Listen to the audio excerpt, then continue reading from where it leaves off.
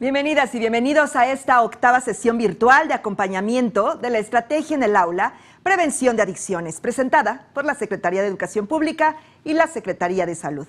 Les saluda Julieta Mendoza desde la Dirección General Aprende MX. Hoy abordaremos el tema benzodiazepinas, no son un juego.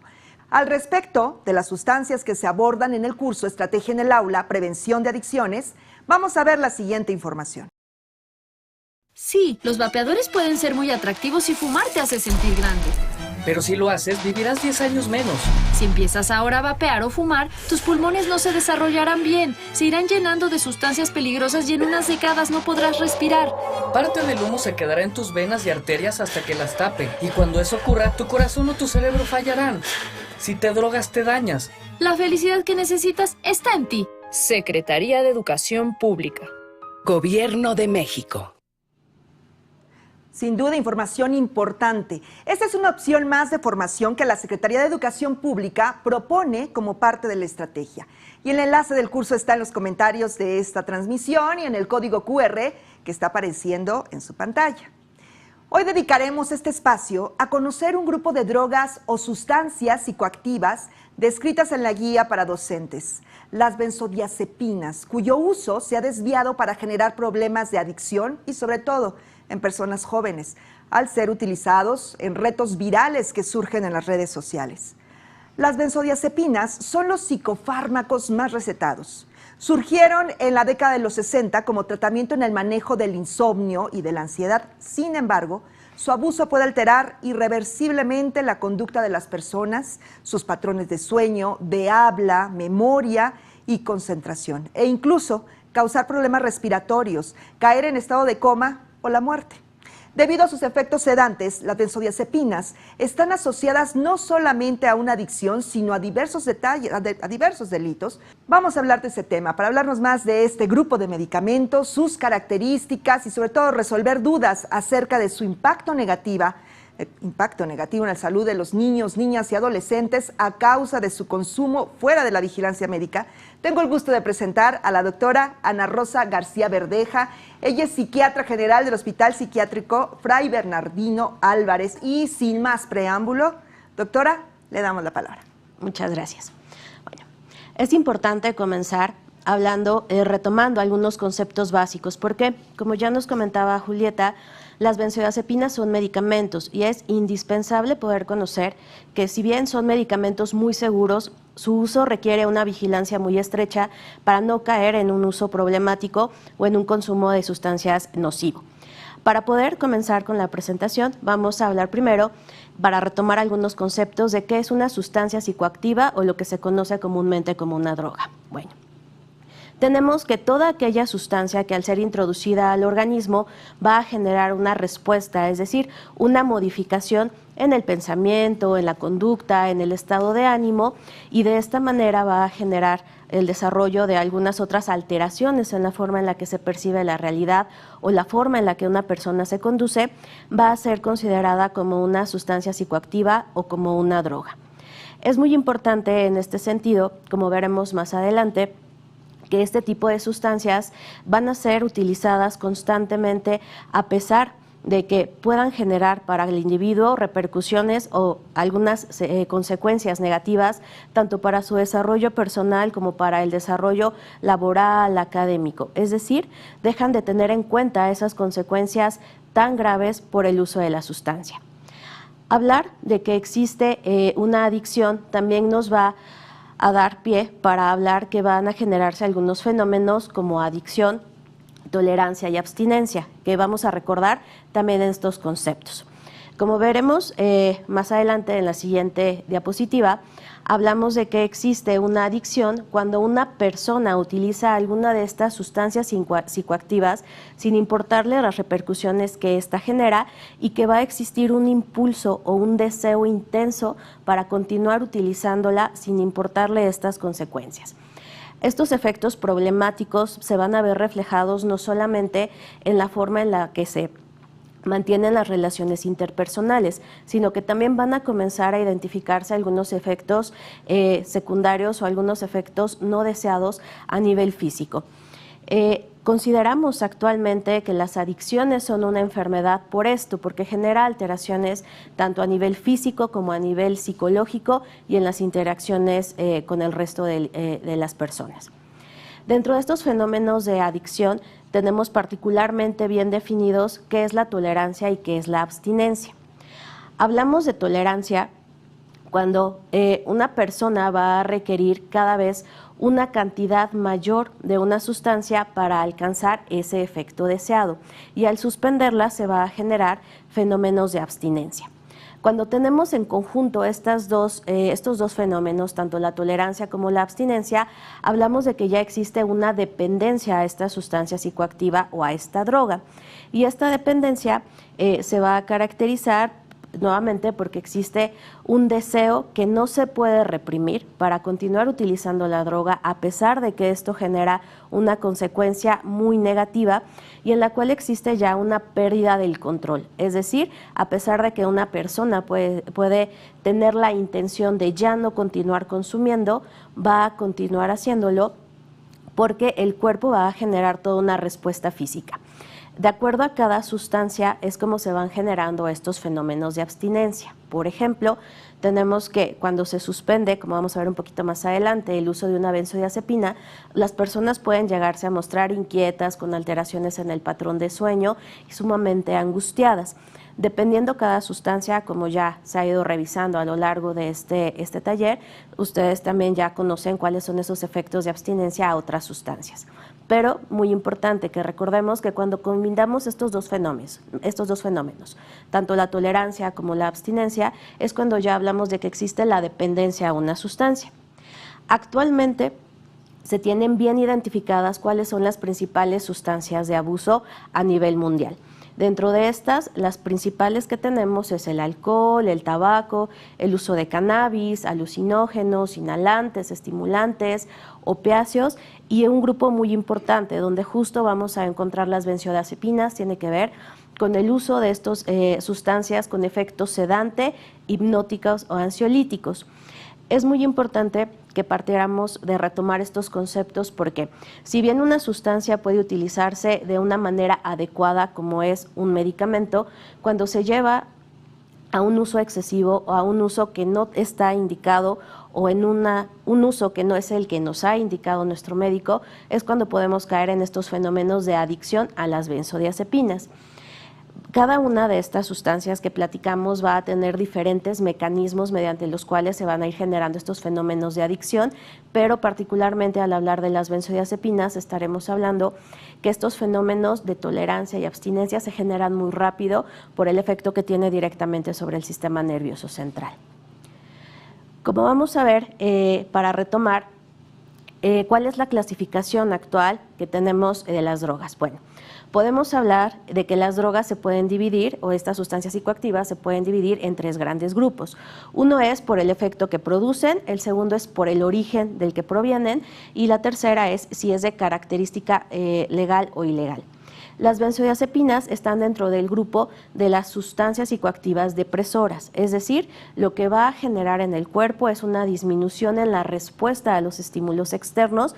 Por ejemplo, en este grupo de depresores también encontramos el alcohol o la marihuana.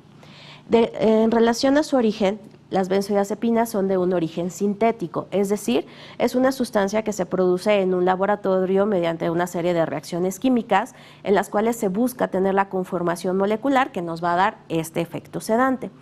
Y el tercero, que tiene que ver con relación a si son del grupo legal o ilegal, las benzodiazepinas son sustancias que se consideran de carácter legal. ¿Por qué? Justo son medicamentos que tienen una indicación muy precisa para su manejo desde el área de la salud.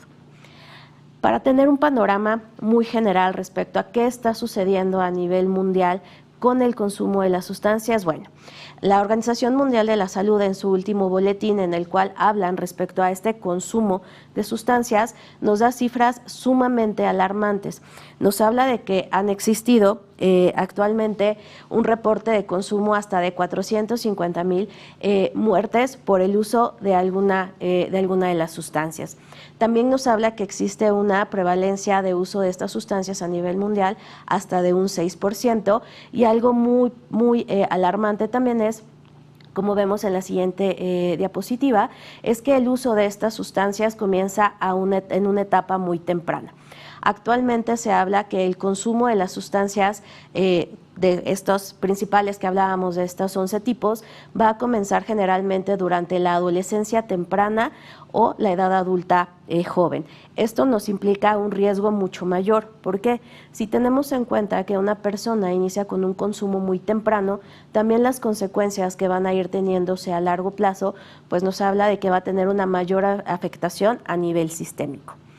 Actualmente la OMS, en este boletín que mostró en el 2018, también nos hablaba de una alerta que existe a nivel mundial respecto a las nuevas sustancias de abuso que se están utilizando, tanto a nivel sintético como el uso de algunas sustancias que ya existían previamente para un uso meramente médico, pero que actualmente se están utilizando de manera inadecuada.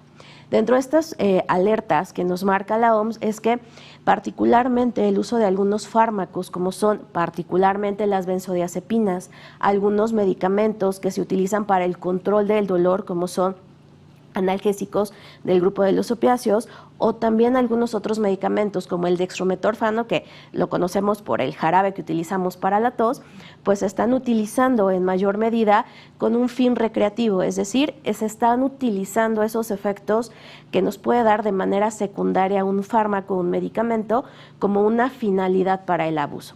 Ejemplo: ¿qué sucede cuando ingerimos una benzodiazepina sin una indicación médica o en una dosis que no es la indicada? Se van a generar efectos de sedación que evitan la percepción del resto de los estímulos corporales y del entorno. ¿Qué pasa cuando se utiliza también un analgésico opiáceo sin una indicación médica o en la dosis que no es indicada? Pues esto va a generar también una desconexión con el entorno, es decir, que se dejen de percibir los estímulos del ambiente.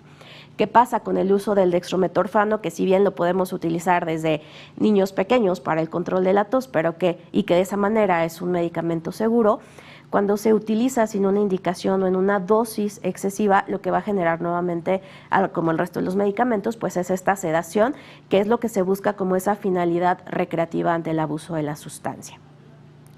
Como vamos más adelante, este consumo de sustancias es problemático. En México se habla particularmente que hasta el 46% de la población adolescente ha llegado a tener contacto para el uso de alguna de estas sustancias, tanto de características legales o ilegales.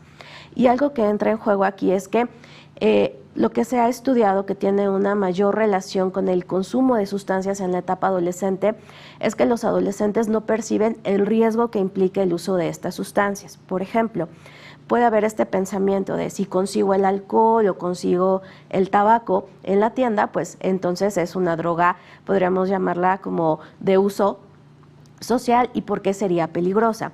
O si es un medicamento que le mandan a mis abuelos, a mis papás, que venden en una farmacia, ¿por qué sería peligroso su uso? Y ahí es donde entra en juego como este paradigma, ¿no? De que en qué momento hablamos de que es el consumo perjudicial, y por eso partíamos, retomando los conceptos. Puede haber medicamentos de uso muy seguro, pero siempre con vigilancia médica. Cuando ya son medicamentos que se utilizan sin esa vigilancia, es cuando hablamos que se está dando un uso nocivo a la sustancia, cuando ya es un consumo problemático. Platicábamos que las estadísticas en México actualmente nos reportan que puede existir un consumo hasta en el 40-46% de la población adolescente, lo que nos dice que casi la mitad de nuestra población de adolescentes ha tenido un contacto, y esta puede ser la puerta de entrada para el contacto con otras sustancias y para un consumo cada vez mayor y más problemático. Actualmente, dentro de estos focos rojos que también detectamos con el consumo de sustancias, es que no solamente se utiliza una sustancia, sino que cuando hay acceso a una sustancia psicoactiva puede haber un acceso a otro tipo de drogas también. Y de lo más peligroso es que la combinación de estas sustancias también nos va a llevar a que tengan efectos cada vez mucho más potentes y que esto también nos genere efectos sumamente nocivos para la salud que pudieran condicionar hasta un riesgo de muerte. Y bueno, para entrar ya en materia muy puntualmente, ¿qué son las benzodiazepinas? Las benzodiazepinas son medicamentos del grupo de los psicofármacos que van a estar indicados bajo ciertas condiciones muy particulares. Es decir, fueron medicamentos que se crearon con un objetivo del control de algunas enfermedades.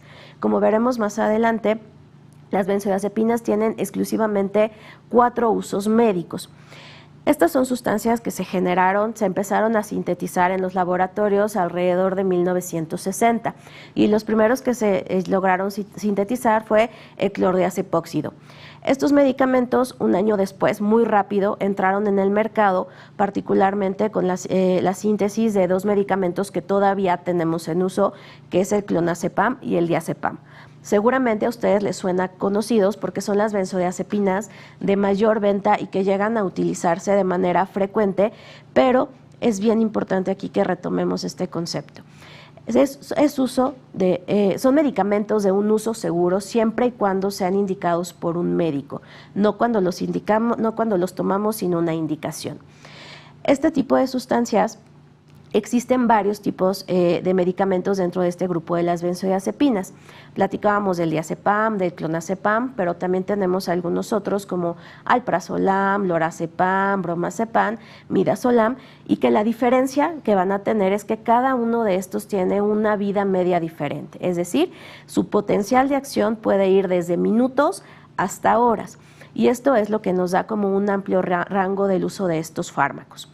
Como veremos un poquito más adelante, aquellas benzodiazepinas que tienen un mayor riesgo de abuso son las que tienen una vida mucho más corta, porque es un efecto inmediato donde pueden describir los usuarios de esta sustancia que es un efecto sumamente placentero, es como un efecto de sedación que se da muy rápido y que dura un periodo corto, lo que les permite como continuar haciendo otras actividades. Sin embargo, este tipo de efectos tan rápidos y por un periodo corto es lo que les da también su potencial uso como sustancias de abuso, es lo que les convierte en sustancias de alto uso como en una dependencia. ¿Cómo se dan estos efectos de las benzodiazepinas, tanto a nivel sedante como relajante? Bueno, esto tiene que ver con que el uso de las benzodiazepinas, su administración, va a afectar directamente a los receptores de unos neurotransmisores que tenemos en el sistema nervioso central, que es el neurotransmisor GABA. Este neurotransmisor, su principal efecto es inhibitorio. Entonces, cuando utilizamos una sustancia como las benzodiazepinas que inhiben a este neurotransmisor, lo que van a generar justo es que se tenga un efecto sedante potente, es decir, que se inhiban estas respuestas de excitación. Otro mecanismo por el cual las benzodiazepinas también llegan a tener este efecto sedante es porque tienen el bloqueo de algunos otros neurotransmisores excitatorios, como es el glutamato, y nuevamente se traducen en que tienen un efecto depresor del sistema nervioso central. Bueno, sí, realmente me parece que la obligación, doctora, con todo el diagnóstico que nos está dando, es estar alerta con nuestras niñas, niños y adolescentes. Y tengo varias preguntas ya. Terminamos este bloque, prefiere que lo concluimos y entonces le digo todas las preguntas que ya nos hicieron llegar.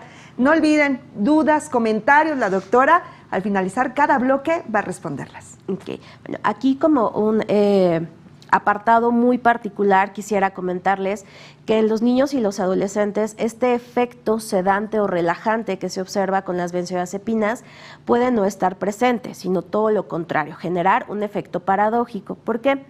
Conforme van avanzando las etapas del desarrollo del sistema nervioso, se van generando también otros cambios en las estructuras de los receptores, particularmente de este neuroreceptor que platicamos, que es el neurotransmisor GABA.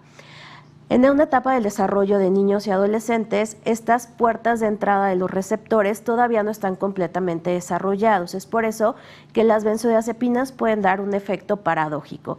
¿Qué sucede?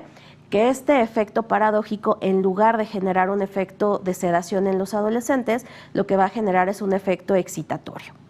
Y bueno, para terminar este bloque, quisiera que retomáramos cuáles son las indicaciones médicas en las que sí podemos utilizar de manera muy segura las benzodiazepinas. Platicábamos que hay 4 efectos particulares para los que se utilizan estos medicamentos. El primero de ellos es el efecto ansiolítico. Estos medicamentos lo que van a generar es una inhibición de la ansiedad al tener este efecto sobre el receptor y los neurotransmisores inhibitorios. El segundo efecto que se busca, o la segunda indicación de este medicamento, tiene que ver como relajante muscular. Es por eso que se utiliza también como un preanestésico en algunas cirugías para favorecer esta relajación muscular. Y el tercer uso que le podemos dar es como un fármaco anticrisis en aquellos pacientes que tienen crisis epilépticas particularmente descontroladas. En estos pacientes se puede utilizar de manera muy segura el medicamento siempre y cuando esté indicado por un médico. Algo muy importante aquí es que justo ante al observar este efecto de dependencia que se puede llegar a generar en las personas que los utilizan, la OMS ha pronunciado algunas pautas que condicionamos o que se llaman como uso racional de medicamentos y que si bien puede ser aplicado, por ejemplo, para antibióticos, en el uso de las benzodiazepinas y estos grupos de medicamentos que pueden llegar a convertirse en sustancias de abuso, pues tienen mucha más importancia. Hablamos de un uso racional del medicamento cuando tenemos ciertas características, que es, estamos utilizando el fármaco adecuado para un diagnóstico, para una enfermedad que está bien establecida o que se ha dejado muy claro que ese es el diagnóstico y el tratamiento más adecuado es ese que vamos a indicar. También hablamos de un uso racional de medicamentos cuando se utiliza en la dosis mínima necesaria, en la dosis segura, por un periodo adecuado de tiempo y cuando se genera un mínimo de costos para la persona que los está utilizando. Y partiendo de esto es que en el uso racional de los medicamentos tenemos que tener bien presente cuáles son las características de este grupo de las benzodiazepinas. Les comentaba un poquito antes, que las benzodiazepinas las podemos dividir de acuerdo a la vida media, de acuerdo al tipo de acción, al tiempo de acción que van a tener en cada una de las personas. Y de esto tenemos de vida media corta, de vida media intermedia o de vida media larga.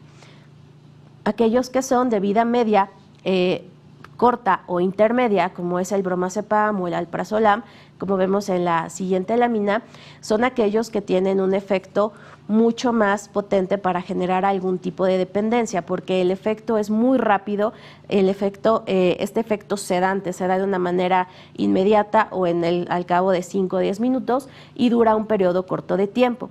Que este periodo de acción sea tan corto, también lo que va a generar es que la persona tenga que consumir nuevamente la sustancia para volver a generar este efecto depresor y al durar poco tiempo e ir generándose este fenómeno que les comentaba de tolerancia, pues cada vez comienza a haber una necesidad mayor de utilizar cada vez mayor cantidad de fármacos. Ahora, quisiera que quedara también muy claro cuáles son las indicaciones o cuáles son las características que podríamos tener para un uso seguro de estos fármacos. Y estas tienen que ver que sean medicamentos que están indicados por un especialista o un médico que se pueda hacer responsable de su uso, que se esté revalorando constantemente cuál es la dosis adecuada y cuánto tiempo debe de estar presente para su manejo, y también que se mantenga un seguimiento médico adecuado, es decir, no es que damos un medicamento y se lo toma de aquí hasta que se le acabe la cajita, unos 3 meses y después continuamos, sino que sean medicamentos que verdaderamente estén vigilados y supervisados por el médico que los está prescribiendo. Bueno, pues doctora, si le parece bien, ¿vamos sacando las preguntas? Claro. ¿Sí? Muchas gracias por este primer bloque. No olviden que cualquier duda, comentario, aunque ya hayan escuchado la respuesta, si es su inquietud, háganlo saber, escríbanlo, estamos leyendo todo el tiempo. Voy a comenzar con las preguntas para la doctora y son muchas dudas ya, doctora, así es que, si me permite, empiezo con esta de Alfredo Jiménez. Un gusto seguir sus transmisiones, siempre en apoyo por el docente y así poder orientar a los alumnos. Felicidades a la doctora.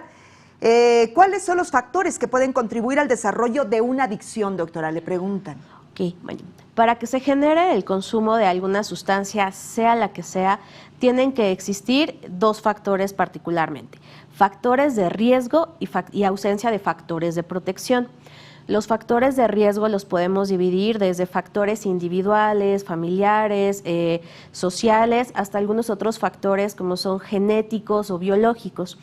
Por ejemplo, los factores de riesgo que más se han asociado para el consumo de alguna sustancia tiene que ver con la normalización del consumo. Es decir, no se percibe que existe un riesgo real ante el uso de alguna sustancia. Si yo veo que en mis familiares o dentro de mi grupo social se ha normalizado el uso y en algunas ocasiones hasta se exige que se consuma como parte de eso necesario para la interacción social, ese va a ser el principal factor de riesgo que va a abrir la puerta para que se comience con el uso de alguna sustancia.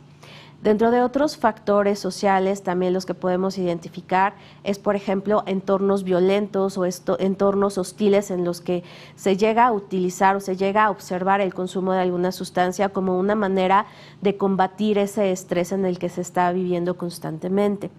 Estar en entornos también con altos niveles de normalización de la violencia como parte de todo este enlazado de conductas a nivel social que pueden ser problemáticas, hablando de que consumo de sustancias, conductas delictivas, violencia, entornos hostiles, generalmente van de la mano, también se convierten en factores de riesgo. Dentro de los factores familiares podemos observar, por ejemplo, si en la familia hay un consumo constante, si las familias tienen poca comunicación, si no hay una supervisión adecuada.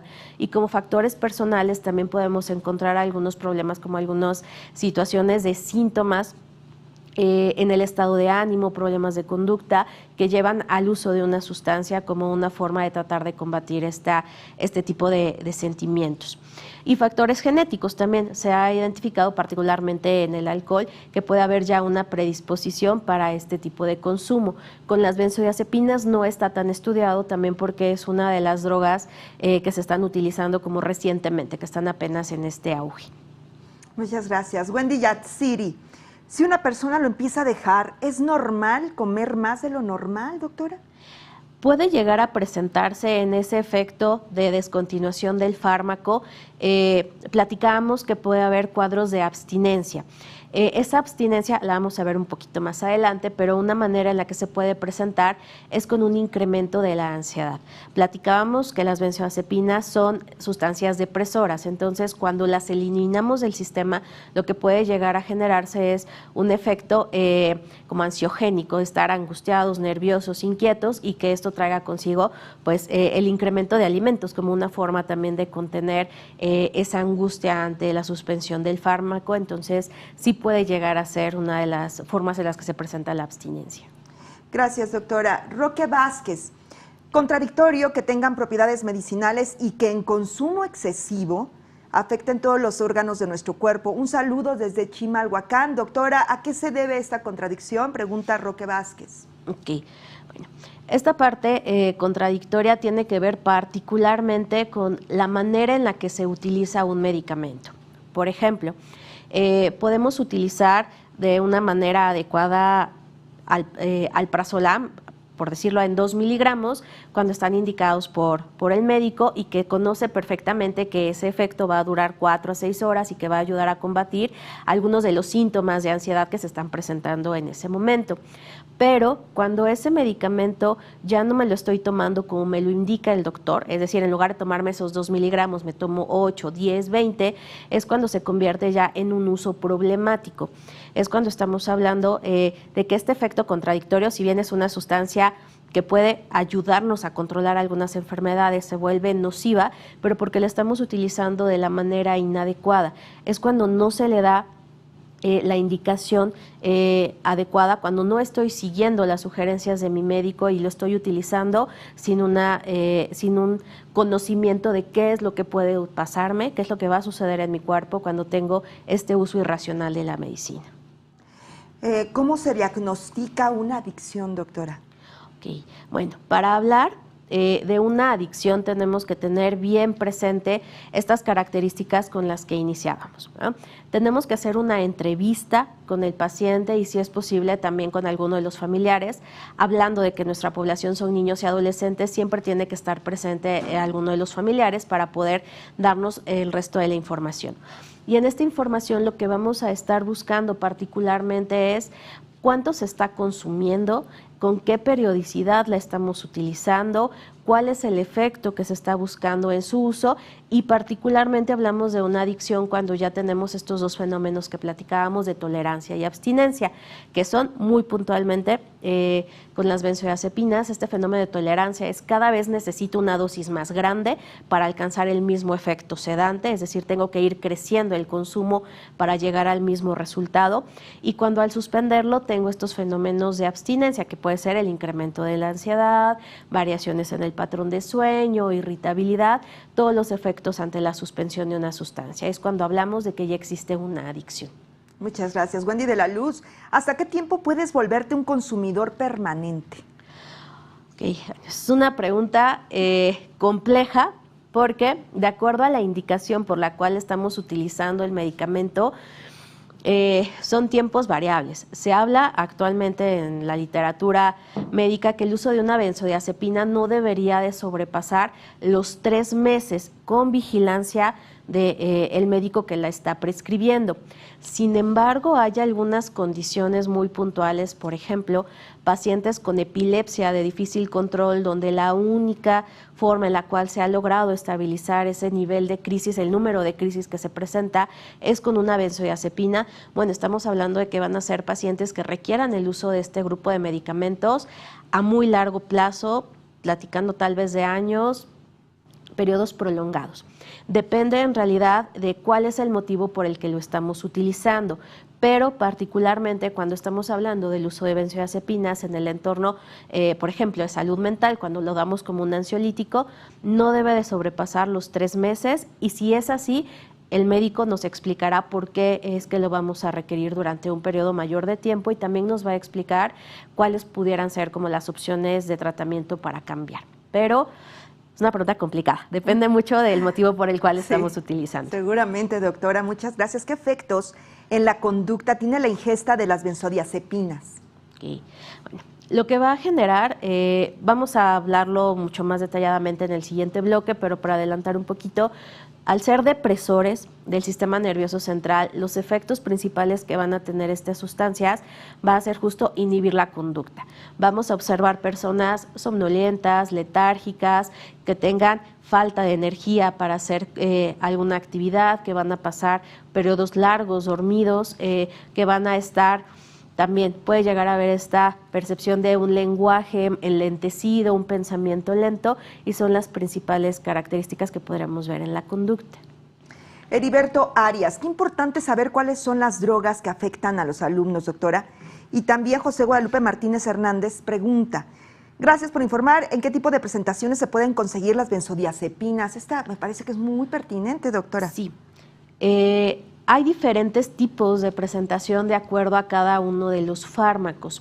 Por ejemplo, el lorazepam es un medicamento que podemos encontrar tanto en solución inyectable para aplicación intramuscular como en tabletas. El clonazepam lo podemos encontrar tanto en tabletas como en solución, en jarabe, para su toma, que eso lo vuelve también mucho más complejo, porque pueden ser gotitas que se diluyan en algún tipo de líquidos, y de esa manera pues esté tomando, y al ser una sustancia que no genera un olor particular como es el alcohol, pues que también pueda estarse utilizando sin que se perciba, sin que exista como un estímulo que nos oriente respecto a que se está ingiriendo esta sustancia.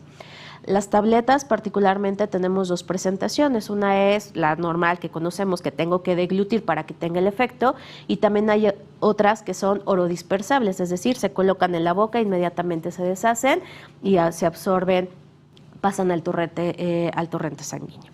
Muy bien. Doctora, bueno, pues sí que es necesario, de nueva cuenta, pedirles a quienes nos están viendo que nos hagan llegar sus comentarios. Pero ¿por qué son sustancias de abuso, doctora? ¿Le parece bien que continuemos con este segmento? Ok, claro que sí. Bueno. En este segundo bloque vamos a hablar justo de por qué las benzodiazepinas se pueden volver sustancias de abuso. Bueno, al igual que el resto de las adicciones a otras sustancias, el origen de esta adicción es multifactorial, es decir, existen una serie de factores que tienen que coincidir para que se desarrolle este tipo de adicción. El origen de esta adicción a la sustancia se ha identificado particularmente que puede estar influenciado por factores biológicos. Por ejemplo, en aquellos pacientes que por la conformación de estos neuroreceptores y del funcionamiento de los neurotransmisores van a tener un desarrollo de tolerancia mucho más rápido a una sustancia, es decir, se van a dar estos fenómenos de requerir cantidades mayores de una forma más rápida por esa estructura molecular que ya está preexistente, van a tener un mayor riesgo de adicción a este tipo de sustancias psicoactivas. También se ha asociado con otros factores de riesgo psicológicos, por ejemplo, aquellos pacientes que tienen ya una estructura de personalidad o que tienen formas de afrontar las situaciones estresantes con menor número de herramientas de afrontamiento, van a también ser personas con un mayor riesgo del desarrollo de este tipo de adicción. ¿Por qué?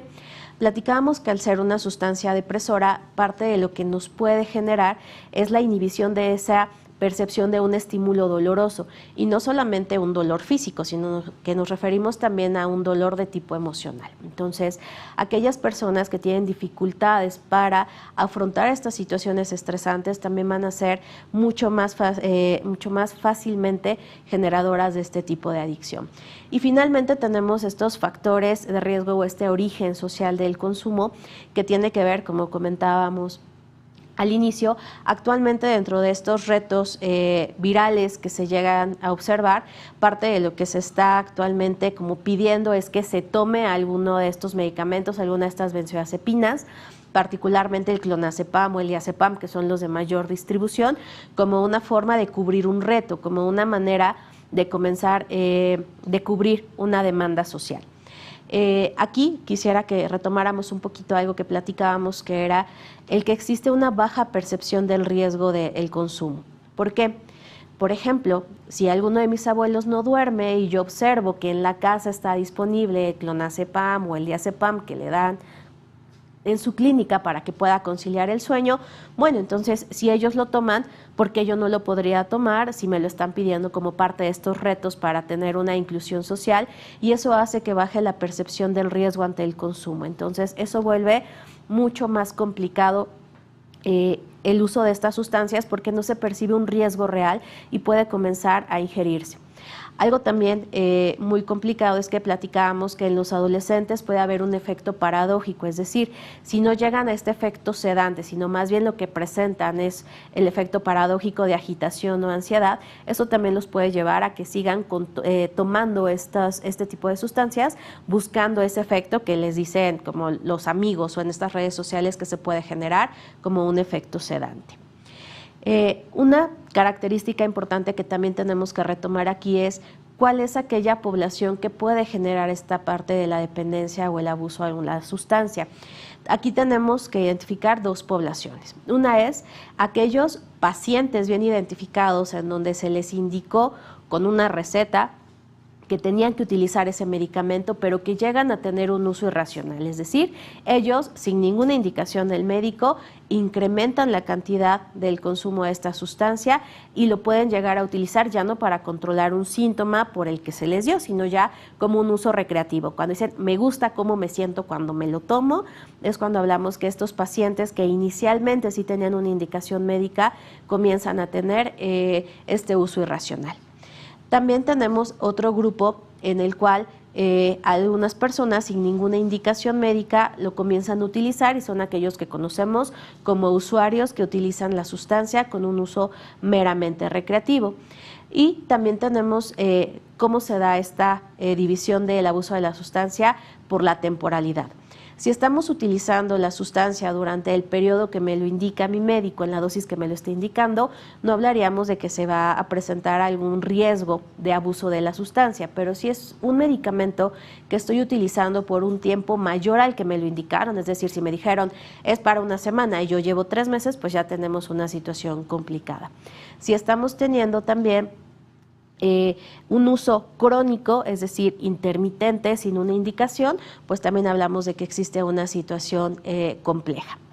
¿Qué es lo que busca una persona cuando utiliza esta sustancia depresora? Bueno, dentro de las principales características que tenemos es que las personas que la utilizan con este efecto irracional, con esta indicación irracional, o cuando la utilizan meramente como un efecto recreativo, pues bueno, lo que están buscando es ese efecto hipnótico o sedante, este estado de somnolencia, de sedación, en las cuales se disminuye el estímulo a la percepción de eventos dolorosos o estresantes, y que algo que también lo favorece es que al ser una sustancia de características o dentro del grupo de sustancias legales, pues puede minimizarse el riesgo de su uso. Podemos decir, bueno, si lo están vendiendo en una farmacia, si me lo está indicando algún médico, ¿por qué sería peligroso? ¿No? Lo voy a probar, y eso bajar la percepción del peligro. También se consideran como una sustancia de fácil acceso. A pesar de que este grupo de medicamentos está dentro de un rubro o una categoría que llamamos medicamentos controlados, desafortunadamente en algunas farmacias no se pide ese punto de control. Hablamos de un medicamento controlado cuando se requiere, por ejemplo, presentar la receta en la farmacia para que me vendan el medicamento, y en esa receta debe de estar de manera muy clara, muy específica, cómo se llama el medicamento, cuántos miligramos es, cuántas tabletas o cuántos mililitros tiene la presentación, por cuánto tiempo lo voy a utilizar, el nombre y la cédula profesional de mi médico y su firma autógrafa. Hablamos de que a pesar de que existen estos lineamientos a nivel legal para que se pueda mantener un control de este tipo de medicamentos, desafortunadamente en algunos lugares no sucede así y el acceso es fácil. Basta con llegar a la farmacia y decir, véndeme un clonazepam, para que sea una sustancia a la cual se pueda tener el acceso, y que también el costo es mucho más bajo en comparación con algunas otras sustancias psicoactivas, por ejemplo, en comparación con la heroína o con la cocaína, la venta de clonazepam. Hay pacientes que dicen, me la pueden vender en 5 a 20 pesos, entonces si estamos platicando de este bajo costo, también se vuelve un acceso mucho más complicado. Y bueno, el factor más grave, que es al que tenemos que apelar todos, como en esta parte de la prevención, es que existe una nula conciencia del riesgo de su uso. Entonces, partir de que si bien son medicamentos seguros, únicamente cuando me las está indicando un doctor, también nos va a poder dar esta facilidad de tener procesos psicoeducativos con los estudiantes para decir que no porque sean un fármaco, no porque los encuentren en la farmacia, son sustancias que no son peligrosas. Bueno, otro factor muy importante a considerar es que, platicábamos, cuando se tiene acceso a una sustancia, generalmente es la puerta de entrada para el contacto con muchas otras sustancias, y la combinación de este grupo de medicamentos, particularmente con alcohol o con otro grupo de fármacos que son los opiáceos, condicionan un riesgo vital. Se han reportado desafortunadamente casos hasta de fallecimiento por el uso combinado de este grupo de medicamentos. ¿Qué genera que estos medicamentos desarrollen rápidamente como este efecto adictivo en las personas? Bueno, esto tiene que ver con que rápidamente se dan los fenómenos de tolerancia. Platicábamos que la tolerancia es cada vez necesito dosis mayores para alcanzar el mismo efecto. ¿Qué sucede con las benzodiazepinas a nivel del sistema nervioso central? Conforme el cuerpo va asimilando este tipo de medicamentos, lo que se va generando es que los neurotransmisores y los neuroreceptores se van volviendo, podríamos llamarlo como resistentes al efecto, y para que puedan abrirse esas puertas de entrada se requiera cada vez una dosis mayor para alcanzar ese efecto. Entonces, es una situación sumamente compleja porque también se van sumando, ¿no?, cada vez más factores de riesgo en esta población para generar algún tipo de adicción.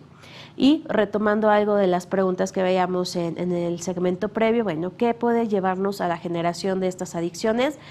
la ausencia de estos factores de protección, que factores de protección tenemos también a nivel social, familiar, escolar, y que se conjunten con un mayor número de factores de riesgo, como son todos estos factores biológicos, psicológicos y sociales que en conjunto pues nos llevan al desarrollo de alguna adicción a cualquier sustancia. En la siguiente diapositiva vamos a observar cuáles son estos efectos particularmente que nos llevan al uso de una benzodiazepina. Y aquí quisiera que partiéramos primero cuáles son los usos o cuáles son los efectos ideales de estos medicamentos o por qué es que un médico nos lo receta. Bueno, hablábamos de que existen indicaciones muy precisas como anestésicos en la presedación, como ansiolíticos o para el control de crisis epilépticas, y justo el efecto que se va a buscar es que dé el alivio de esa tensión muscular, que nos ayude al control de la ansiedad, que nos ayude al control de esas crisis epilépticas o que nos ayude también como un estado de presedación al momento de que entramos a una cirugía. Esos serían los efectos ideales y pueden ser esos momentos en los cuales estamos utilizando de manera adecuada un medicamento. ¿Cuáles son efectos agudos que no deseamos del fármaco, pero que sin embargo sabemos que pueden estar presentes? Bueno, que se generen alteraciones en el estado de conciencia o en el estado de alerta, es decir, ante esta sedación las personas pueden ir experimentando algunos efectos como disminución de ese estado de alerta, como estar en un estado de ensoñación. También parte de estos efectos secundarios o efectos no deseados, pero que conocemos que pueden presentarse con el medicamento, puede ser un estado de somnolencia o de aletargamiento, donde la persona sí nos describe es que tengo sueño constantemente, tengo sueño todo el día, me cuesta mucho trabajo empezar a hacer mis actividades, pero que pueden ser efectos secundarios, si bien no deseados con el uso del fármaco, que sabemos que sí pueden estar presentes. También en aquellos pacientes particularmente que son altamente sensibles a este tipo de medicamentos, lo que podemos observar es que tengan cierto deterioro en la función motora, es decir, que tengan cierta torpeza motriz y pueden llegar a presentarse también algunos otros efectos como mareos, disminución de la frecuencia cardíaca o de la presión arterial, que también sean asociados al uso del fármaco. Y algo muy importante, que es justo el motivo por el cual veníamos platicando, se pueden generar este tipo de adicciones a las benzodiazepinas. Bueno, el uso de estos fármacos puede reducir la respuesta emocional a ciertos estímulos externos, como es el dolor físico o el dolor emocional. Que estos medicamentos nos generen un estado de sedación nos van a llevar justo a que esa respuesta esté disminuida. Y bueno, ¿qué pasa con el uso crónico de estos medicamentos? Se van a generar estos eventos de tolerancia. También se genera una dependencia física y psicológica. ¿Por qué? Platicábamos que las benzodiazepinas tienen efectos sobre los receptores y sobre el neurotransmisor GABA. Esta modificación que hacen a nivel neurobioquímico va a ser una modificación persistente en las cuales cuando dejamos de utilizar el fármaco se va a generar toda una sensación física y emocional displacentera. ¿Qué pasa? Si yo estoy experimentando altos niveles de angustia porque ya no estoy utilizando el fármaco, eso también va a generar que todas las sustancias químicas en mi cuerpo se modifiquen y esto pueda llevarnos, por ejemplo, a una elevación de frecuencia cardíaca, presión arterial, que se presenten dolores de cabeza, náuseas, mareo, alteraciones en los ciclos de sueño, particularmente lo que se observa son cuadros de insomnio y temblor distal. En algunos casos mucho más graves puede llegar a observarse también hasta la presentación de alguna crisis epiléptica o de alguna convulsión, como generalmente se conoce. Ahora, ¿qué efectos podemos observar en una intoxicación? Hablábamos inicialmente ya de cuáles son esos efectos ideales, cuáles son efectos secundarios del medicamento y qué puede pasar con el uso crónico, pero ¿qué sucede en aquellas situaciones en donde consumo el medicamento y estoy en un estado de intoxicación aguda? Es decir, consumí una sustancia en una dosis mayor a la que me había indicado mi médico y de la manera por el tiempo inadecuado. Hablamos ahí que existe una intoxicación. Y las podemos dividir en una intoxicación moderada o en una intoxicación severa de acuerdo al tipo de síntomas y signos que observamos. ¿Qué pasa en aquellos cuadros de intoxicación moderada? Bueno, vamos a observar estos efectos secundarios incrementados, como es particularmente la somnolencia. Podemos tener un lenguaje farfullante, que el lenguaje farfullante se refiere al ir arrastrando la lengua, por ejemplo, cuando se está en intoxicación alcohólica, es lo que más frecuentemente podemos llegar a conocer. La marcha se vuelve inestable, puede llegar a haber disartria, que eso es la falta de coordinación, tanto en el movimiento como en el habla. Podemos encontrar un pensamiento enlentecido, es decir, estamos tratando de platicar, preguntar cosas y la persona responde de manera muy lenta, como si le estuviera costando trabajo ir hilando las ideas. Podemos encontrar también algunos otros signos a nivel físico, como es una disminución en la frecuencia cardíaca o en la presión arterial. Puede llegar a haber en algunos casos incontinencia urinaria, es decir, emisiones de orina o emisiones fecales no controladas. Podemos llegar a tener en los adolescentes particularmente este efecto paradójico, es decir, que estén excitados, muy irritables, que estén con un incremento en la psicomotricidad. Y bueno, en aquellos casos de intoxicación grave, lo que llegamos a observar particularmente y que se vuelve de mayor riesgo es la depresión respiratoria. ¿Qué pasa con este efecto sedante, este efecto depresor? Platicábamos que el efecto de las benzodiazepinas va directamente sobre el sistema nervioso central. Al afectar estos centros respiratorios que están controlados a nivel central por el medicamento, se puede llegar a generar una pausa, una inhibición en este impulso de respirar, y esto es lo que nos lleva a los cuadros de depresión respiratoria que se vuelven graves y que pueden llegar a condicionar la muerte.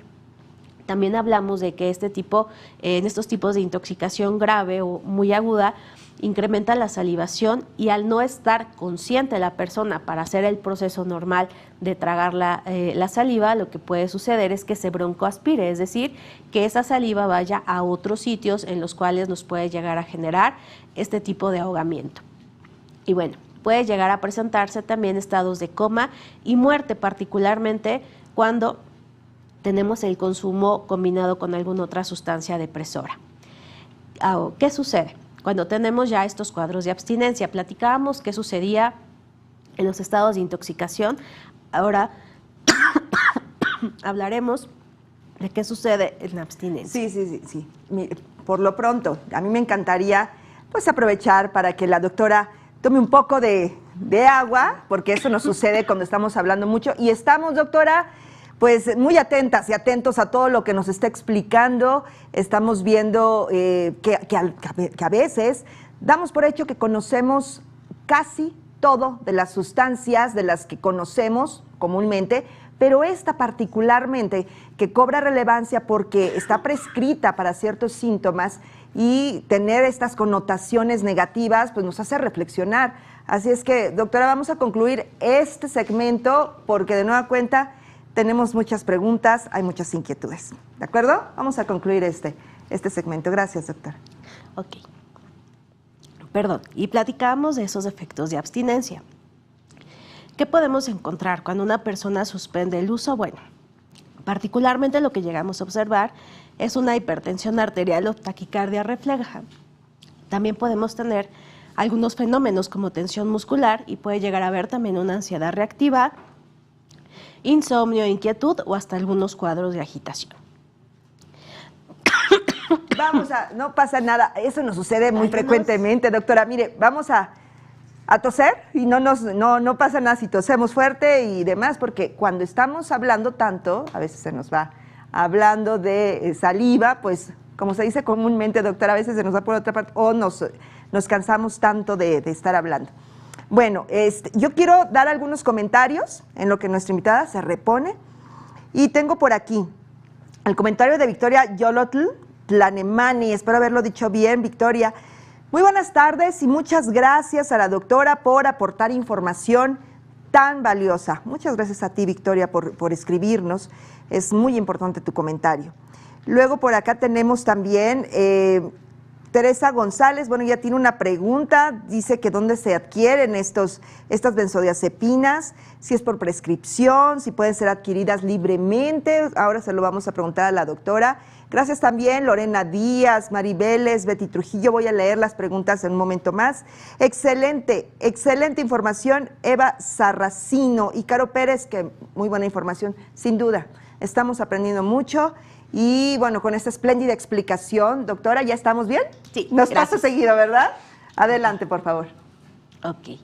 Bueno, hablábamos de cuáles son esos síntomas de abstinencia. Los poco frecuentes, que en realidad también son, a pesar de que se presentan pocas ocasiones, llegan a ser efectos graves, tienen que ver particularmente con náusea, vómito, dolor de cabeza, temblor distal y algunos cuadros de agitación. Dentro de estos efectos de abstinencia graves que podemos observar, encontramos en la siguiente diapositiva también algunos efectos donde puede llegar a haber como alucinaciones, ideas delirantes o convulsiones. La que sigue. Disculpa. No, no pasa nada. Bien. ¿En ese estamos bien, doctora, o Ajá. más adelante? No, eso está bien. ¿Por qué las benzodiazepinas son sustancias de abuso, doctora? ¿No? Ok.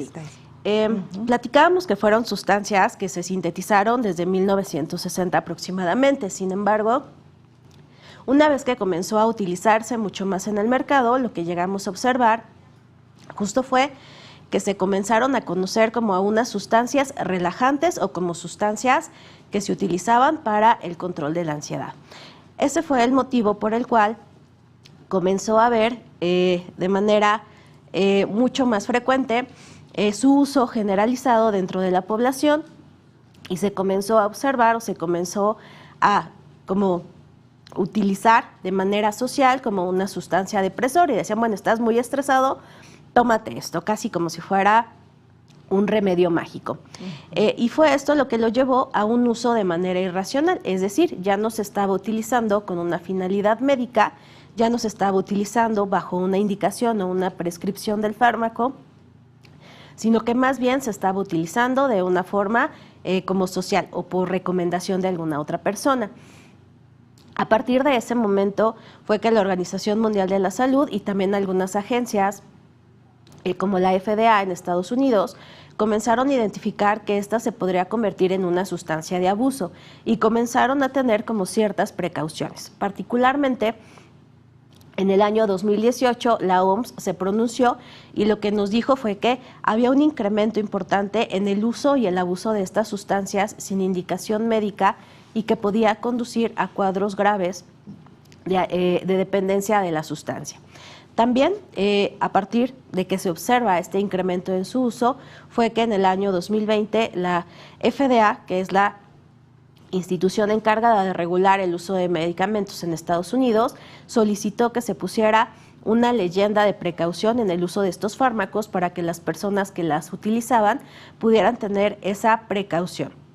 El saber que pueden ser sustancias que se conviertan en un medicamento que se utilice de manera irregular, que su uso requiere siempre una vigilancia médica y que si bien son medicamentos seguros, solamente son seguros bajo una prescripción adecuada.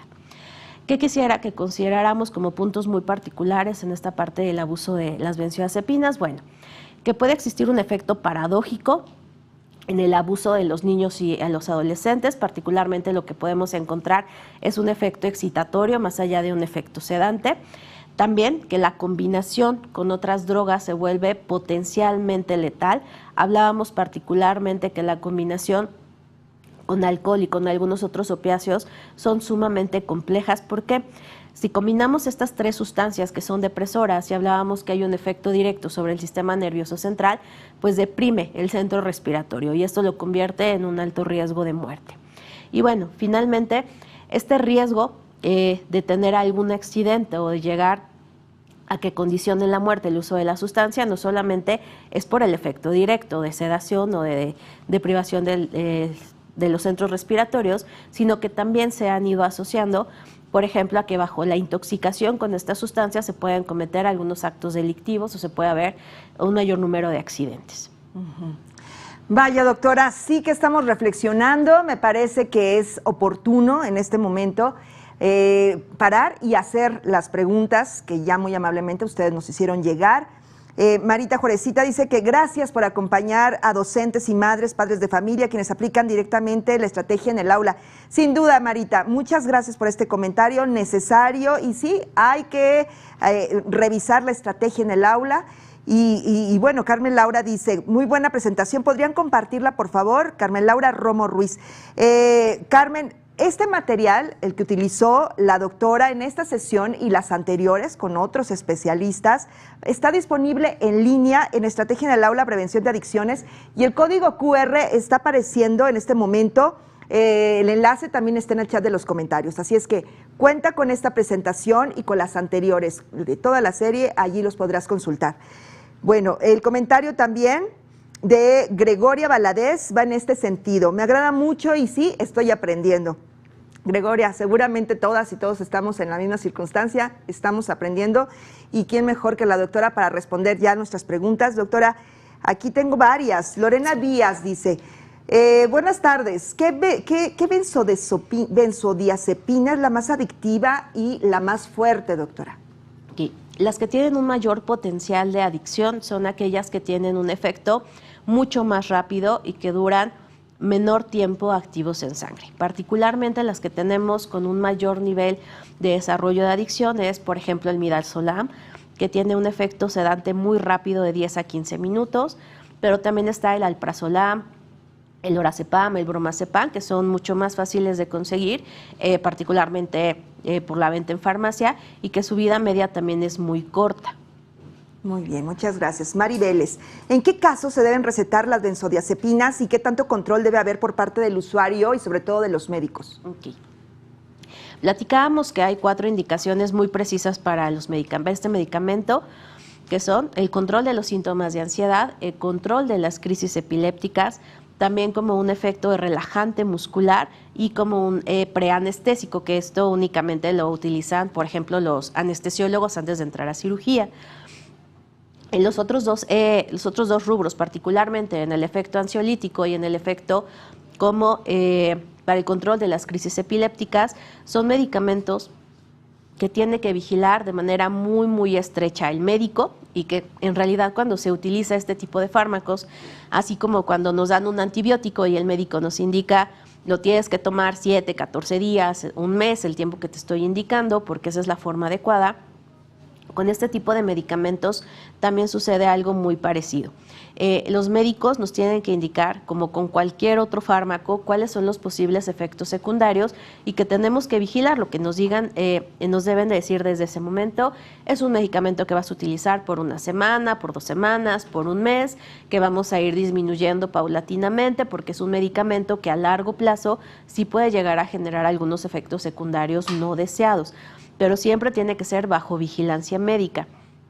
Platicábamos que hay algunos otros casos, por ejemplo, en epilepsia, donde el uso de las benzodiazepinas puede ser crónico, se pueda llevar a varios meses o en algunas ocasiones hasta años, y en esos casos el médico que nos está indicando el fármaco va a ser el encargado de supervisarlo cada mes, cada 2 meses, en la periodicidad que se considere adecuada, específicamente en esos casos donde el fármaco es de uso crónico. Muy bien. Muchas gracias, doctora Betty Trujillo. Gracias por compartir la información, muy útil para todos los que participamos en el proceso educativo. Y doctora, ¿podría comentar cómo se controla la distribución de estos fármacos? Muchas gracias. Sí. Platicábamos un poco que son medicamentos que se encuentran dentro del grupo de fármacos controlados. Hablamos de medicamentos controlados cuando hay una vigilancia muy, muy, muy particular de la Secretaría de Salud respecto a cómo es que se van a distribuir y más que nada cómo se van a vender. Para que un medicamento controlado como son las benzodiazepinas se puedan surtir en una, vamos a hablar primero de una farmacia particular, lo que se va a requerir siempre es la receta en físico o si es una receta electrónica que tenga las condiciones adecuadas con los códigos y las firmas de seguridad, en el cual se especifique cuál es el medicamento, cuál es el compuesto activo, cuál es el nombre comercial de ese fármaco, el gramaje, es decir, si es de 1 o 2 miligramos, cuántas piezas, cuántas tabletas tiene esa caja, el número de mililitros que tiene ese frasco y muy importante, cómo la voy a utilizar. Por ejemplo, si me están indicando una tableta al día, tiene que ser durante 30 días, que es lo que dura la caja con 30 tabletas, es decir, todo tiene que cuadrar, tiene que estar como muy bien indicado. Y en la farmacia, al momento de surtirla, también se piden algunos otros puntos de control, que es la cédula profesional, los médicos, la firma, y también se tiene que especificar, la receta se queda físicamente en la farmacia y se registra. Hay un sistema nacional de registro donde se busca los datos de la persona, del médico que lo está surtiendo, si la cédula profesional existe, y si todo eso coincide es cuando ya se vende el medicamento.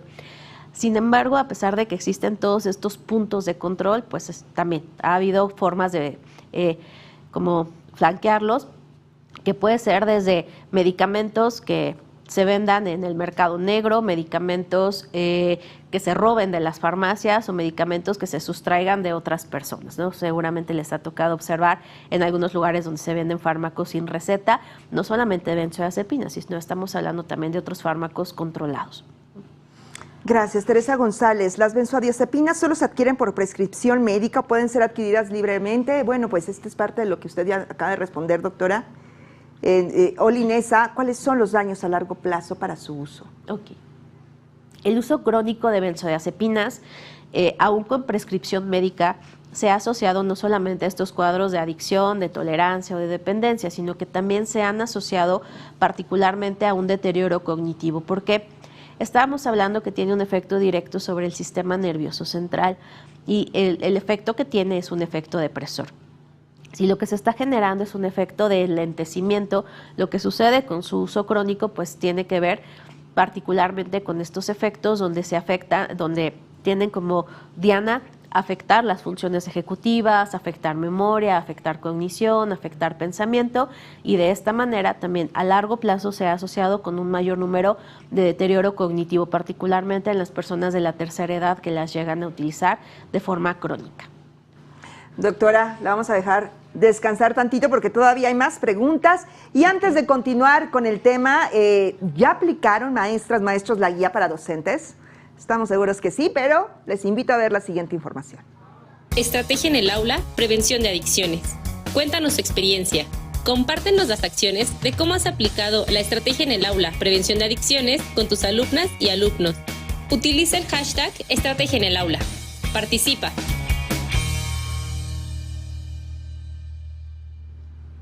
Y así de fácil es compartirnos sus buenas prácticas sobre esta importante estrategia.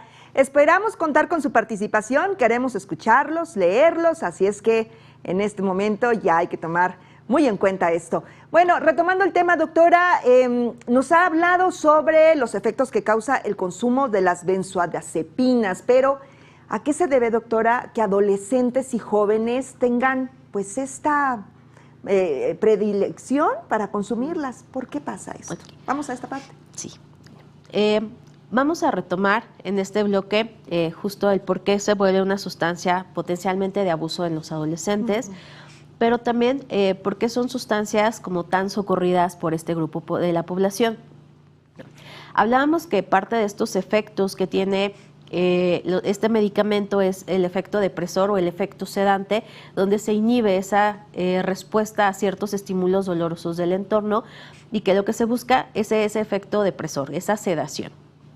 Al ser sustancias de fácil acceso, de bajo costo, como podríamos llamarlas de carácter legal o socialmente aceptadas, porque si yo veo que otra persona en mi familia lo utiliza, pues bueno, muy probablemente yo también voy a disminuir esa percepción del riesgo, va a ser mucho más fácil el que me acerque al consumo de esta sustancia. Dentro de estas, platicábamos un poco al principio, que dentro de estas sustancias de abuso que actualmente se están utilizando, hay una gran preocupación porque cada vez se está llevando como esta experimentación con nuevos medicamentos que en un inicio fueron utilizados bajo un efecto terapéutico, pero que ahora se están utilizando con un efecto recreativo.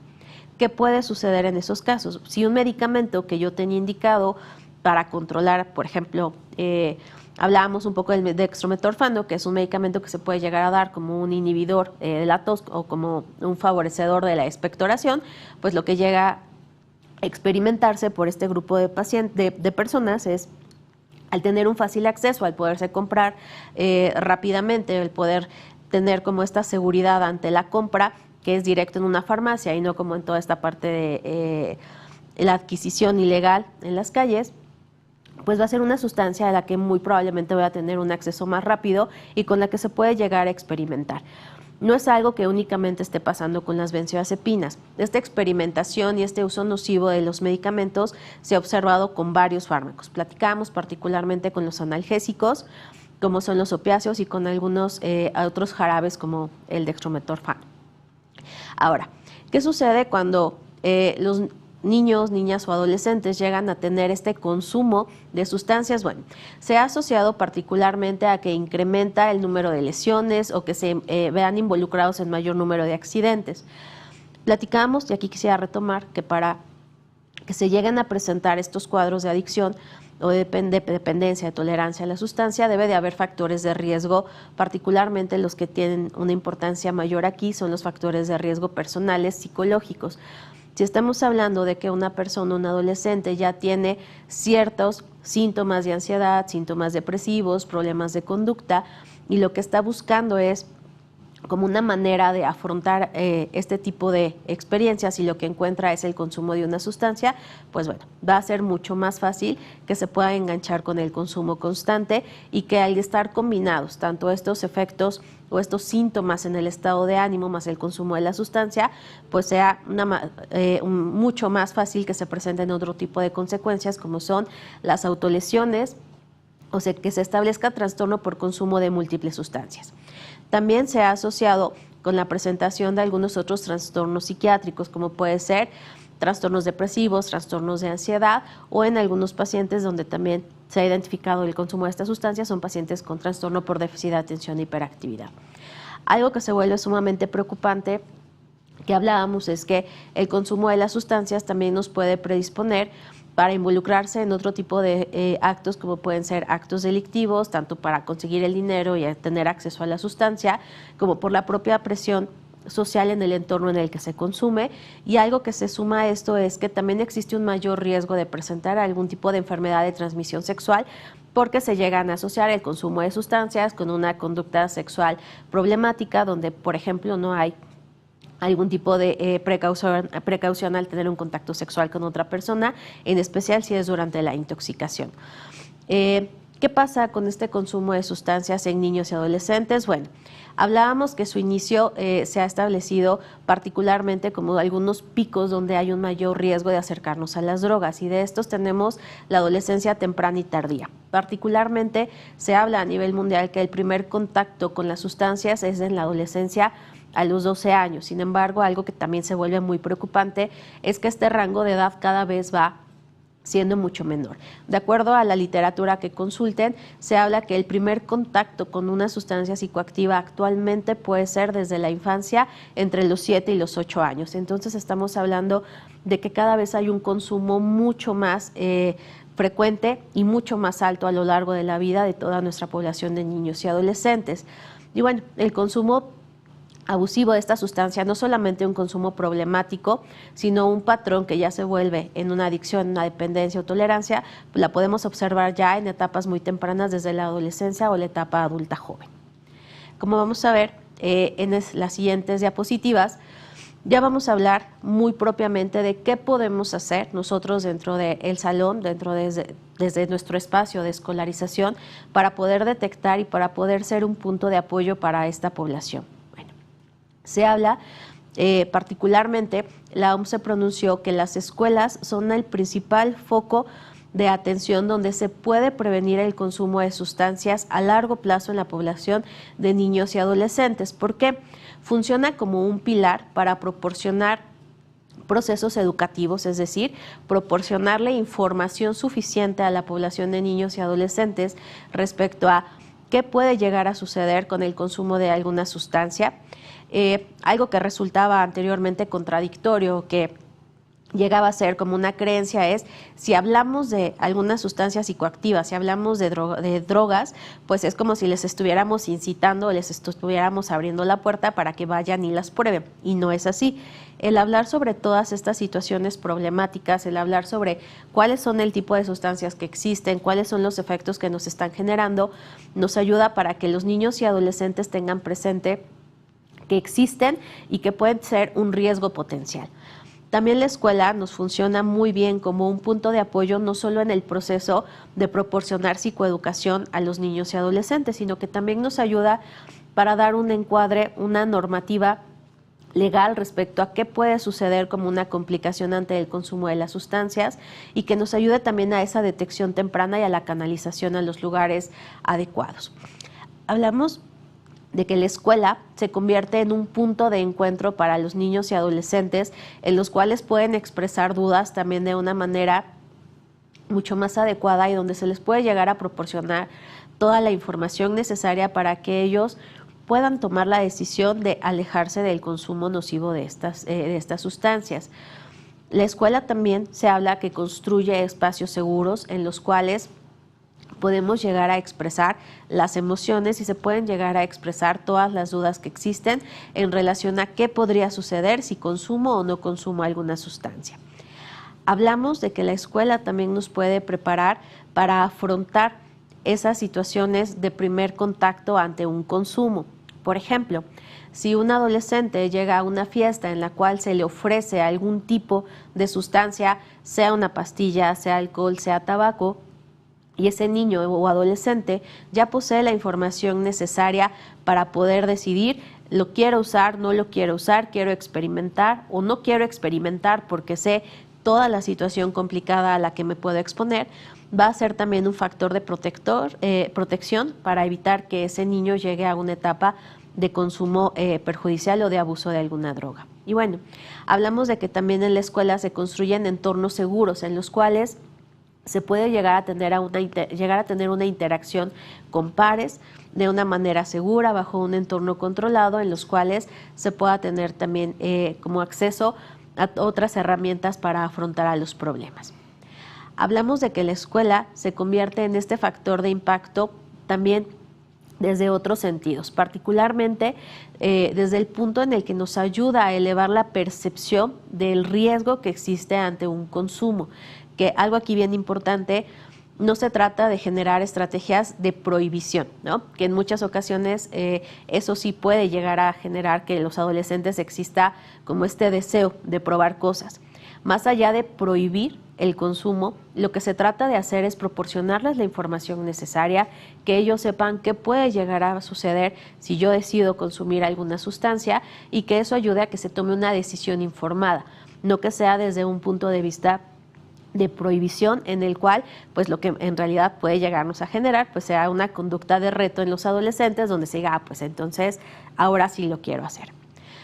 Este espacio de impacto en la escuela también nos ayuda porque puede detectar un consumo temprano. En realidad el que los adolescentes y los niños se encuentran escolarizados es el principal factor protector para evitar el consumo. ¿Por qué?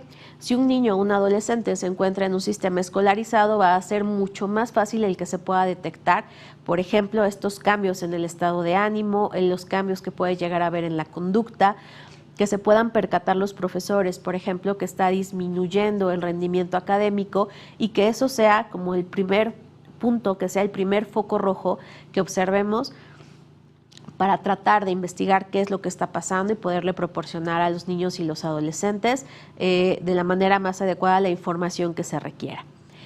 ¿Cuáles son los indicadores que podemos observar para pensar que ese niño o ese adolescente está teniendo el consumo de alguna sustancia? Bueno, lo primero que podemos observar es que existen cambios importantes en el comportamiento.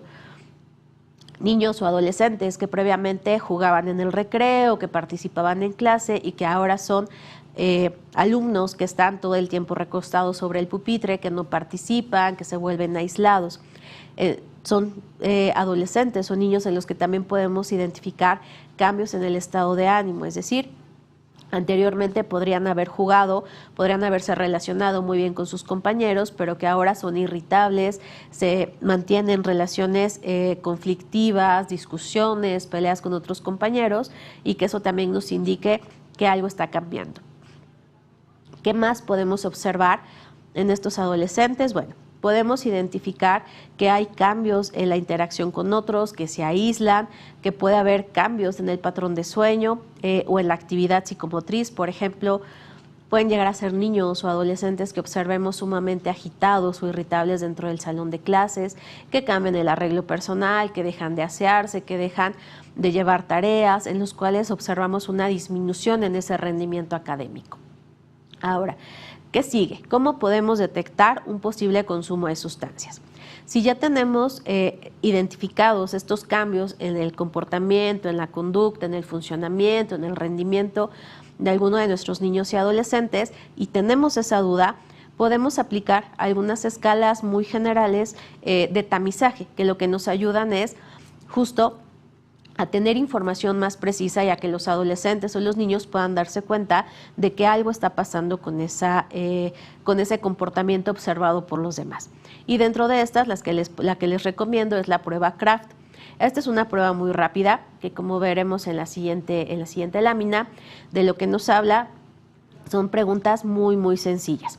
Primero, y que se responden de manera dicotómica, únicamente se responde sí o no, de acuerdo a si se está presentando o no cierta conducta. Y lo que nos pregunta esta escala es si en alguna ocasión he subido al auto de alguna persona bajo el efecto de alguna sustancia, si yo en alguna ocasión he consumido alguna sustancia o alguna droga para relajarme, si en alguna ocasión he tenido problemas por el consumo de esa sustancia, si ha sido una cuestión problemática en el entorno académico o en el entorno familiar, y que en realidad con que se responda sí a alguna de estas preguntas estaríamos hablando que ya estamos teniendo un foco rojo para el consumo de alguna sustancia psicoactiva en la población de niños y adolescentes.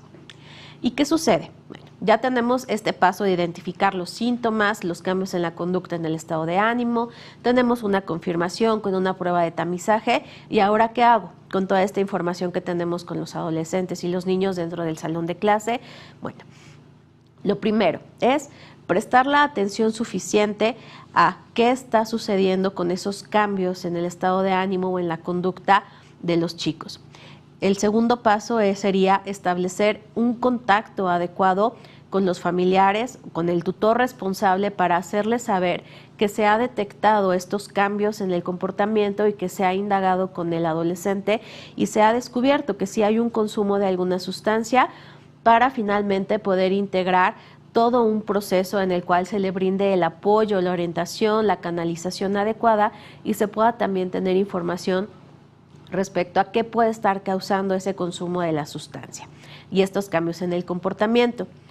Una vez, en la siguiente diapositiva, vamos a observar qué sucede, ¿no? Una vez que ya detectamos ese consumo, ustedes van a ver aquí un flujo de información muy, muy, muy largo, pero que en realidad a lo que se refiere es: se identifica el consumo de sustancias en un niño o adolescente, se hace el contacto con la familia, y parte de ese proceso de intervención a nivel escolar también es que se pueda compartir con el resto de los compañeros, que se pueda hablar con el resto de profesores, con los directivos, respecto a que se ha identificado un consumo de sustancias dentro del plantel escolar, para que se puedan tomar otras medidas, como un plan de acción, es decir, poder investigar qué otros chicos podrían estar sometidos o expuestos a este tipo de situaciones y poderles derivar, poder ir teniendo cada vez más redes de apoyo. Por ejemplo, identificar cuáles son las instancias en salud mental cercanas a domicilio a donde podríamos canalizar a estos alumnos y a sus familias para que reciban atención, y para eso contamos con dos líneas particularmente. Tenemos una que es CIJ Contigo, que está disponible en el 55 52 12 12 12 y que tiene tanto servicio de mensajería como servicio de atención en llamada, y que lo que se busca es tener información, por ejemplo, ¿no? Comunicarnos, es decir, mi hijo o mi alumno de tantos años de edad se ha detectado que inició con consumo problemático de alcohol, de marihuana, de benzodiazepinas, ¿a dónde le puedo canalizar? Y que a partir de esta información que se nos dé, se le pueda referir al lugar más adecuado para recibir la atención en salud que se requiere, porque platicábamos, el consumo de sustancias se considera una enfermedad. También tenemos otras líneas, como es la línea de la vida, que la encontramos disponible para que nos puedan proporcionar una orientación muy temprana respecto a estoy identificando cambios en el estado de ánimo o en la conducta de un alumno o de un familiar, y estoy sospechando que tiene un consumo, y que en esta línea también nos puedan proporcionar la información necesaria respecto a cuáles son las instancias en salud más cercanas para poder acudir. Estas dos serían de muy fácil acceso, están disponibles las 24 horas, particularmente la línea de la vida tiene establecido todo un sistema de referencia y de contrarreferencia en donde podemos tener un rápido acceso. Y la línea de la vida la podemos contactar en el 01800 911 2000. De hecho, seguramente han encontrado información o propaganda en algunos medios de comunicación, porque es una línea que se ha generado como una estrategia nacional para tratar de afrontar estos problemas por el consumo de sustancias en niños, niñas y adolescentes. Ahora, ¿qué sucede? ¿Cuáles podrían ser intervenciones basadas para utilizar en el aula? Yo les recomiendo el modelo de las 5 A's, que en realidad se trata de tener muy organizado estos procesos para hacer intervenciones con los niños y adolescentes, que la primera es averiguar. Esta se trata de poder evaluar qué es lo que está sucediendo, por qué este niño, por qué este adolescente que tengo en mi aula está teniendo estos cambios de conducta, por qué estoy observando que tiene cambios en su arreglo, que está teniendo problemas en el funcionamiento académico, que está teniendo dificultades para mantener un rendimiento estándar a lo que veníamos observando. Una vez que ya se identifica, ya se averigua qué es lo que está sucediendo, podemos pasar al segundo punto, que es aconsejar. ¿Qué es lo que podemos aconsejar una vez que ya averiguamos qué es lo que está sucediendo con ese adolescente, qué es lo que está sucediendo con ese consumo? Bueno, podemos llevar nuevamente a este proceso psicoeducativo donde se explica nuevamente qué pasa con estas sustancias, qué información tenemos disponible, cuáles son las complicaciones a largo plazo que puede haber, cuáles son las consecuencias negativas para su salud física y emocional, y que se pueda aconsejar disminuir el consumo. Una vez que ya averiguamos, aconsejamos, hay que llegar al tercer punto, que es acordar con ese adolescente cómo podría hacerse esa reducción. Que esto puede ser una manera muy sencilla, como un acompañamiento, no como un proceso terapéutico, como una atención en salud mental. Eso se tendrá que hacer en el área adecuada donde se refiera a ese alumno, pero sí podemos acordar. Bueno, tuviste la apertura de hablar qué es lo que está pasando, qué te parecería si podemos ir hablando que cada vez disminuyas. Por ejemplo, si fumabas 5 cigarrillos en un día, ¿por qué no bajarlo a 4? ¿No? Y cuando sientas ese deseo, pues podemos platicar, o yo también puedo buscar alguna herramienta para aconsejarte, para ayudarte a que puedas atenuar esta parte del deseo del consumo. Y una vez que acordamos esa reducción en el consumo, podemos pasar a apoyar. ¿Cómo? Orientando respecto a que existen instancias en cuales conseguir o tener acceso a estos procesos de salud mental, y preguntarle muy directamente a ese adolescente cómo considera él o ella que se le pueda apoyar, y que pueden ser espacios desde, bueno, platicar con alguien, el simple hecho de haberlo abierto y haberlo platicado con un profesor, con una figura de autoridad, ya me ayuda a poder tener conciencia de lo peligroso que es, y que esto funcione como una herramienta de prevención o de intervención temprana ante la detección de un consumo. Y bueno, ¿qué pasa después de que ya tenemos estos 5 pasos de averiguar, aconsejar, acordar y asegurar el seguimiento? Tenemos que pasar a qué estamos buscando. Hablábamos un poquito anteriormente que más allá de tener una prohibición del consumo, lo que tendremos que hacer es un acercamiento. ¿Para qué? Para limitar el daño. Si hablamos con los adolescentes de que se les prohíbe alguna situación, sea lo que sea, muy probablemente eso lo tomen como una invitación para retar a la autoridad, como llega a suceder en esta etapa del desarrollo. Entonces, tener todas estas estrategias dirigidas para limitar el daño, es decir, para que cada vez se consuma menos, para que se eleve esa percepción del riesgo del consumo, va a ser una estrategia mucho más efectiva para tratar de abordar con nuestros adolescentes y con los niños una salud mental en la cual no se incluya el consumo de sustancias. Y bueno, para terminar, ¿cuáles son las conclusiones a las que tendríamos que llegar? El consumo de sustancias en niños y adolescentes se vuelve una situación cada vez más problemática y con un alto impacto en la salud física y emocional de nuestra población. Es por eso que necesitamos tener cada vez un mayor número de intervenciones destinadas tanto para su detección como para su tratamiento oportuno. Al ser un problema de salud, Particularmente en los adolescentes, al ser la población más vulnerable, es necesario que todos estemos preparados para hacer una intervención temprana, para poder detectar desde una etapa inicial cuáles son los factores de riesgo a los cuales están expuestos, para tratar también de irlos modificando y poder ir teniendo cada vez una mayor percepción de cómo las herramientas de autocuidado desde el nivel personal de cada uno de los niños y adolescentes van a ir favoreciendo que tenga un desarrollo saludable. Algo más que también debemos de tener bien presente es que desafortunadamente cada vez existen más sustancias de abuso, y que sustancias que anteriormente podríamos considerar como seguras, ejemplo, los medicamentos, actualmente se pueden utilizar en este mercado de drogas de abuso de sustancias psicoactivas, con la finalidad de obtener ese efecto secundario deseado por los usuarios. Y bueno, las benzodiazepinas, si bien pueden ser medicamentos de uso seguro cuando son prescritos por un médico y vigilados con un seguimiento adecuado, también son medicamentos que pueden llegar a utilizarse con un efecto recreativo y convertirse en sustancias de abuso. Por eso la importancia de que sea considerado dentro de estos grupos de psicoeducación, para que todos podamos tener información suficiente para hacer las intervenciones adecuadas.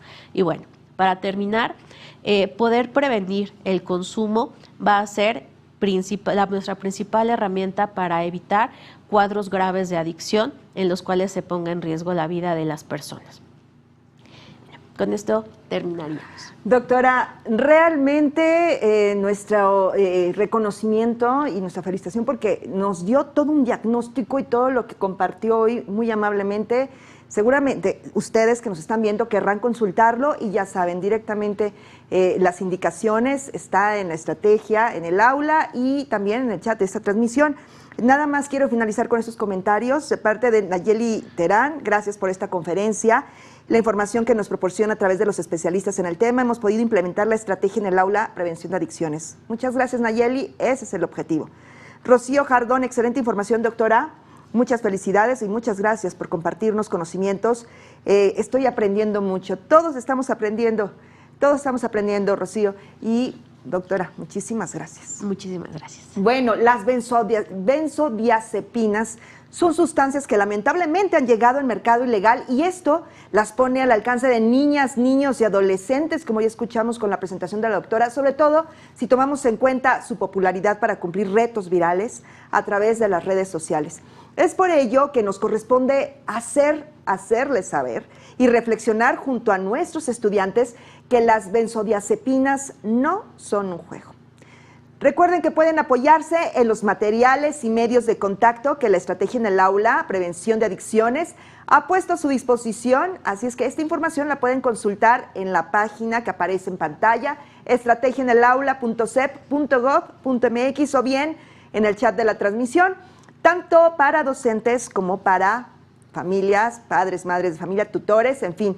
Muchas gracias, doctora Ana Rosa, muchas gracias por compartirnos sus conocimientos, y estamos seguros que esta información les será de gran ayuda y complemento a las y los docentes. Muchísimas gracias, doctora. Muchas gracias por la invitación. Bueno, de nueva cuenta, recuerden que el material que utilizó la doctora en esta sesión estará disponible en el curso en línea Estrategia en el Aula, Prevención de Adicciones, y está ya, el código QR está apareciendo en pantalla. El enlace está en la sección de comentarios. Pueden continuar las reflexiones acerca de lo que escuchamos hoy en el grupo de docentes Aprende MX, y si aún no forman parte de esta gran comunidad, les invito a que se unan en el enlace que aparece en la pantalla y en el chat de comentarios de esta transmisión. Las y los esperamos en la sesión virtual con el tema Inhalables, aléjate, es difícil recuperarse. La cita es el próximo 13 de junio a las 16:30 hora del centro. Antes de finalizar, ¿qué les parece si me acompañan a ver esta información? El fentanilo es una de las drogas más peligrosas que puedes probar. Te puede enganchar desde la primera vez y comienzas a morir en cuanto la pruebas. Es muy difícil detectarlo, no tiene olor ni sabor. Te lo pueden ofrecer en polvo blanco, pastillas o aplicado en pequeños pedazos de papel. También lo mezclan con gotas para los ojos o aerosol nasal, o lo añaden a dulces o golosinas. Es tan adictivo que es casi imposible dejarlo de consumir. Por eso los traficantes la añaden a otras drogas para engancharte más fácilmente. Cuando te ofrezcan cualquier sustancia, la que sea, nunca aceptes. Si entra a tu cuerpo, te adormecerá. Perderás interés en las actividades diarias y sufrirás de ansiedad, paranoia y agresividad. Con el tiempo, tus brazos, manos, dedos y cuello se irán deformando y perderás el control de tus movimientos. Y desde la primera vez te relaja tanto que afecta gravemente a tus funciones vitales. En especial, puede detener súbitamente tu respiración. ¿Ves? No te arriesgues. Si te drogas, te dañas. La felicidad que necesitas está en ti, con tu familia, tus amigos y la comunidad. Secretaría de Educación Pública. Gobierno de México. Así nos despedimos de ustedes, no sin antes agradecer a la Secretaría de Educación Pública, a la Secretaría de Salud y al equipo que hizo posible la producción y transmisión de esta sesión virtual. Y sobre todo a ustedes que hoy participan y enriquecen este espacio en beneficio de sus estudiantes. Yo soy Julieta Mendoza y nos vemos muy pronto. Pásenla bien. No olvides suscribirte a mi canal. Y sígueme en mis redes sociales. Me encuentras como Balbás Academic en Twitter, en Instagram y claro, en YouTube. En Facebook me encuentras como Balbás Academic JC. Si tienes alguna idea de algún tutorial, házmelo saber en los comentarios. Y comparte este video para que llegue a más personas. Y no lo olvides, nos seguimos acompañando en este camino. Gracias.